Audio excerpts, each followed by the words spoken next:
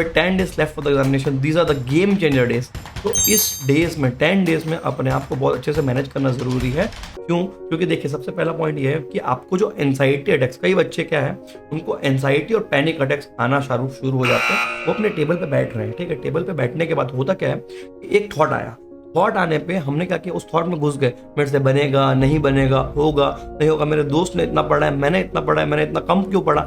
जितने भी थॉट उसको हटाइए ना, अभी एक्शन का टाइम है। You should do a lot of inputs. आप 10 दिन की जर्नी में खाली इनपुट पे दिमाग लगाओ, हिस्ट्री को छोड़ दो यार, वो जो हो गया है वो वापस नहीं आएगा टाइम। अभी जो 10 डेज है उसको पूरा सॉलिड कर दो एकदम, उस पर पूरा मेहनत, जबरदस्त मेहनत करके आगे बढ़ जाइए।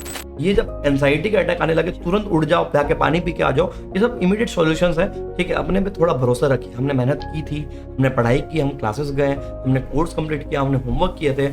आपसे बनेगा और बनेगा ही, चाहे ऐसा कुछ भी हो जाए, आपसे बन रहा होगा। अगर आपकी नींद प्रॉपर है, आपका दिमाग ढंग से काम कर रहा है, आप ढंग से रिवीजन कर रहे हो, तो एग्जाम में शांत मन से कॉन्फिडेंटली जाएंगे ना, और रिलैक्स माइंड आपको बेटर आंसर्स प्रेजेंट करेगा as compare to tensed mind. अपने माइंड को रिलैक्स रखिए, खुश रहिए।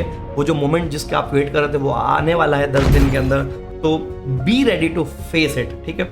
दूसरा पॉइंट ये रहेगा, ढंग का खाना खाइए। अब ऐसे क्यों बोल रहे हो? क्योंकि देखो यार, अगर उल्ट पटांग खाया और 2 से 3 दिन आपका अगर मोमो पनीर वनीर बाहर का जो भी है एक्सेट्रा, जो भी आप उल्ट पटांग कर कुछ भी खाते हो, और 2 से 3 दिन अगर अब आपका एग्जाम के टाइम में अगर पेट खराब हो जाता है, आप सोच लो क्या हालत होगी आपकी एग्जाम के टाइम में। 3 दिन इंपॉर्टेंट 3 डेज आपके वेस्ट हो जाएंगे।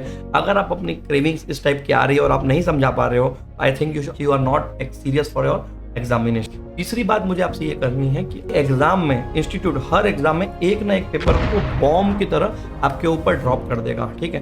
बॉम्ब की तरह ड्रॉप करने का मतलब ये हुआ कि इंस्टीट्यूट एक पेपर इतना टफ बनाता है जहां पे आपको साइकोलॉजिकल तरीके से चेक किया जाता है। उस पेपर की चेकिंग जो रहेगी वो इजी रहने वाली है।